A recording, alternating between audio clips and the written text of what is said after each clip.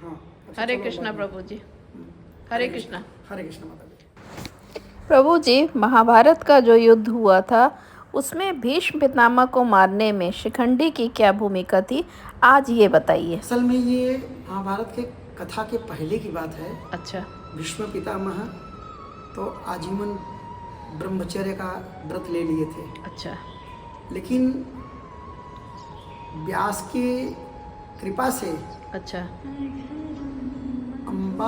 अंबालिका जो थी और एक दासी, तीनों को उन्होंने सोचा, सत्यवती ने, कि मेरा कुल कैसे चलेगा। इसलिए व्यास को अनुरोध करके उनको बोला कि हमारा कुल में पुत्र चाहिए। अच्छा। और वो पुत्र के, वो राजा का असमय में मृत्यु हो गया था। तो उनकी वजह से इन्होंने ये व्यास के द्वारा ही उनको जो है बोला कि ठीक है रानी, आप रानियों को लेके आइए, हम जो है ये कार्य आपके कुल वृद्धि के लिए आप हमको दायित्व देते हैं तो हम करें। तो उन्होंने सत्यवती के कहने से, अपनी माता के सत्यवती के कहने से उन्होंने अपनी बहू, बड़ी वाली बहू को भेजा। तो उन्होंने उनको देख करके, ऋषि को भयंकर स्वरूप देख करके, तेजस्वी स्वरूप देख करके वैसे आंख बंद कर लिया। अच्छा। तो इसके बाद में वो फिर चली गई। तो व्यास जी ने बोला, सत्यवती पुत्र तो इसको होगा, लेकिन इसने आंख बंद कर लिया है, तो जो लड़का होगा वो अंधा होगा। अच्छा। तो बोली अरे अंधा होगा तो कैसे राज्य काज चलाएगा। तो फिर बोले कि ठीक है, दूसरे रानी को भेजिए। अच्छा। तो उनको भेजा। तो उन्होंने आंख तो बंद नहीं किया, हाँ। लेकिन उनको स्वरूप को देख करके भयभीत हो गई, उनका शरीर पूरा पीला पड़ गया। अच्छा। तो वो बाद में उनको बोला ठीक है, पुत्र तो इनको भी होगा, हाँ। लेकिन पांडु रोग से ग्रसित रहेगा। पांडु रोग से, यानी पीलिया के रोग से। अच्छा। और बाकी यशस्वी होगा, वीर होगा, सब कुछ होगा। बोला ठीक है, दासी को एक पुत्र दिया जाए। तो दासी उनकी जो थी ने, तो दासी को भेजा गया। तो दासी ने डरी भी नहीं और वो हंसी खुशी से उनका व्यास जी के सामने गई। तो उनको विदुर जी पैदा हुए, बुद्धिमान, भक्त, तेज बुद्धि, तेजवान, नीतिवान, अच्छा। ज्ञानवान, निपुण थे, पुत्र थे। लेकिन तीनों एक भाई थे, इस हिसाब से उनका ये हुआ। तो बाद में उनका भी पुत्र जो हुए, तो उसके पहले उनके जो थे विचित्र वीर्य, वो उनको शादी करने के लिए भीष्म पिता को मालूम पड़ा। तो राजा काशी के यहाँ गए, तो काशी ने इनको निमंत्रण नहीं भेजा था। हाँ। तो ये स्वयं जाके स्वयंवर जो था, तीनों रानियों को जबरदस्ती सभी राजाओं को पराजित करके भीष्म पितामह लेके चले आए। अच्छा। तो वो दोनों रानियां से तो शादी हो गया विचित्रवीर से। एक रानी बोली कि मैं इनको नहीं चाहता हूँ। तो भीष्म पिता बोले ठीक है, तुम नहीं चाहती हो तो किसको चाहती हो। बोलते मैं शल्य राजा को चाहती हूँ। अच्छा। तो उन्होंने बड़े सम्मान के साथ में अपने रथ में बैठा के राजा शल्य के पास लेके गए। तो शल्य राजा ने बोला कि नहीं, मैं पराजित हो गया हूँ, तो पराजित चीज कोई मैं ग्रहण नहीं करूँगा, मैं इसे पाणी ग्रहण नहीं कर सकता। तो अभी वो क्या करे। फिर वो जो रानी थी, वो भीष्म पितामह को बोली कि देखिए बाप, मेरे से शादी करो। अच्छा। वो तो मेरे को नहीं कर रहा था, अब कहाँ जाऊँ मैं। भीष्म पिता बोले मैं तो बाल ब्रह्मचारी हूँ, प्रतिज्ञा किया हूँ, मैं तो शादी नहीं कर सकता हूँ। इसलिए वो जाके बाद में अपने शरीर को त्याग दिया क्रोध में। अच्छा। अब बोला इसका बदला मैं आपको, भाई कई जन्म लग जाएगा, मैं लूंगी। भीष्म पितामह को, क्या आपने मेरे प्रेमी से मेरा रिश्ता टूट गया, आप भी शादी नहीं कर रहे हो। तो वो जाके शिखंडी बनी। अच्छा। एक राजा। तो ये भीष्म पिता को सब पता था। क्योंकि भीष्म पितामह 13 महाजन में एक महाजन थे। अच्छा। तो 10 महाजन थे, 10 महाजन में एक महाजन भीष्म पितामह थे। तो जब युद्ध महाभारत का शुरू हुआ तो उसमें शिखंडी भी एक महारथी बन के आया। वो भले महारथी था लेकिन भीष्म पिता को पता था ये स्त्री है, मैं इसको स्त्री ही मानता हूँ, ये अगर सामने आएगा तो मैं युद्ध नहीं करूंगा, अपना धनुष बाण रख दूंगा। ये युद्ध जब चल रहा था तो भीष्म पितामह को कोई हरा नहीं सकता था। नहीं। तो बाद में कारण पूछा गया तो वही बताया कि अगर कोई स्त्री आगे मेरे आ जाएगा तो मैं धनुष बाण रख दूंगा। कृष्ण को पता था तो कृष्ण ने शिखंडी को अर्जुन के रथ पे बैठाए।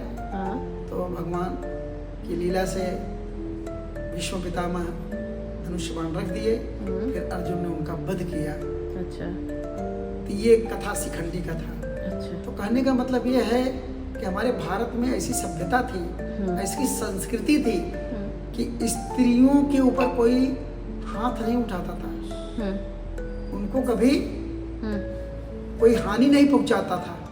अब भीष्म पितामह से तो उससे भी आगे निकल गए कि पूर्व जन्म में स्त्री था, इस जन्म में भले ही ये है, वो उसको हम स्त्री ही मानता हूँ। वो अपने शरीर का बलिदान दे दिया, अपना प्राण दे दिया, लेकिन उन्होंने उसके सामने शस्त्र रख दिया। तो प्रभु जी ये बताइए कि अर्जुन ने शिखंडी का रूप धारण किया था? नहीं नहीं नहीं नहीं, नहीं, ये गलत है। अर्जुन नहीं, शिखंडी एक अलग राजा था। राजा था। अच्छा। हाँ।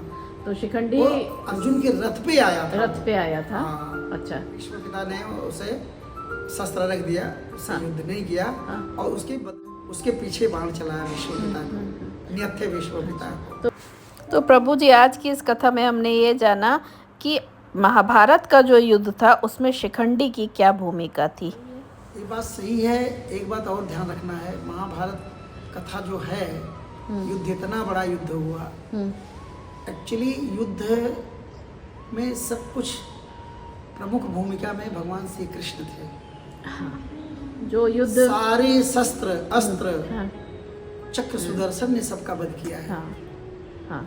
तो जो महाभारत का युद्ध पांडवों ने जीता है, उसमें जो हमारे महाराज श्री कृष्ण जी थे, उनकी ही वजह से वो युद्ध जीता है, ये हम कहना चाह रहे हैं इस कथा में। एक्चुअली महाभारत का युद्ध जो हुआ है, धर्म और अधर्म का युद्ध है। हाँ। एक तरफ धर्म लड़ रहा था, एक तरफ अधर्म लड़ रहा था। हाँ। जब भगवान एक एक सेना नायकों को हटा रहे थे प्लान से, तो जब भीष्म पितामह जाने के बाद में द्रोणाचार्य उसके सैनिक कमांडर बने, सेनाध्यक्ष बने, तो वो भी दिग्विजयी थे, उनको भी कोई मार नहीं सकता था। नहीं। लेकिन उनको मारना तो जरूरी है। बिल्कुल। तो उसमें भी क्या हुआ, बोला गया कि इनको ऐसे नहीं हराया जा सकता जब तक इनके हाथ में शस्त्र है। अच्छा। जैसे भीष्म पितामह के हाथ में शस्त्र है, द्रोणाचार्य के हाथ में शस्त्र है, इनको कोई परास्त नहीं कर सकता है। ये काम ऐसा करो, कृष्ण ने प्लान किया कि देखो भैया, अगर भीष्म पितामह के जैसे इनको हटाना है तो द्रोणाचार्य को भी ऐसे बोलना पड़ेगा। इनको बोलने के लिए ये बोला जाए, इनकी बेटे में उनकी बड़ी आसक्ति थी अश्वत्थामा के प्रति। तो उसी समय भीम को बोला गया कि भीम, तुम बोलो कि अश्वत्थामा मारा गया। लेकिन कृष्ण बोले नहीं, भीम की बात द्रोणाचार्य विश्वास नहीं करेंगे, वो एक ही व्यक्ति का बात पे विश्वास करेंगे, युधिष्ठिर महाराज। अगर युधिष्ठिर महाराज बोल देते हैं कि द्रोणाचार्य मारा गया, तभी वो चिंतित होकर शस्त्र रखेंगे। तो द्रोणाचार्य तभी शस्त्र रखेंगे, तभी उनका वध किया जा सकता है। ये हुआ कि आप युधिष्ठिर महाराज को सब बोला गया कि आप ऐसा बोल दो। कि मैं असत्य बोल भी नहीं सकता। तो भगवान श्री कृष्ण बोले नहीं, आपको बोलना पड़ेगा। क्योंकि आप अगर ये नहीं बोलोगे कि अश्वत्थामा मारा गया, नरो या कुंजरो, तो धर्म हार जाएगा और अधर्म जीत जाएगा। कृष्ण बोले कि भैया, मैं धर्म को हारने नहीं दूंगा और अधर्म को जीतने नहीं दूंगा। बहुत इंपॉर्टेंट बात है। मैं धर्म को हारने नहीं दूंगा और अधर्म को जीतने नहीं दूंगा, इसलिए आपको बोलना पड़ेगा। तो बोले कि ठीक है, मैं इतना तो बोलूँगा अश्वत्थामा मारा गया, लेकिन ये भी बोलूँगा हाथी मारा गया। कहीं ठीक है, वो धीरे से बोल देना। थोड़ा धीरे से बोल देना। और इतने में भीम को बोले कि तुम जोर से शंख बजा देना उस टाइम पर। जब ये बोलेंगे अश्वत्थामा मारा गया नरो या कुंजरो, जब ये बोलेंगे तो शंख बजा देना। तो वो सुन नहीं पाए द्रोणाचार्य जी।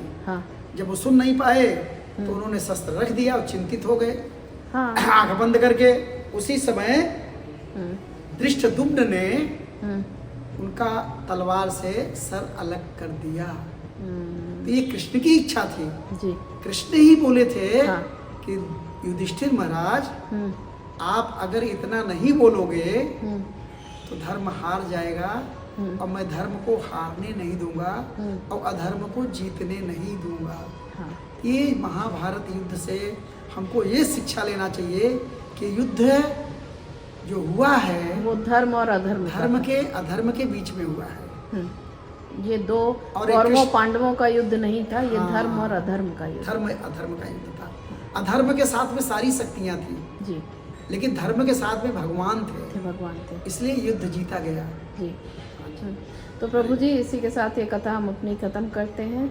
हरे कृष्णा। और आप आज जा रहे हैं तो आपकी यात्रा सुखद और मंगलमय हो, और आपका जो संस्थान वहाँ बन रहा है उसमें हम सब भक्तगण इसमें सहयोग देंगे और अपनी तरफ से ठाकुर जी महाराज के लिए जो कुछ भी कर सकेंगे वो हम करेंगे।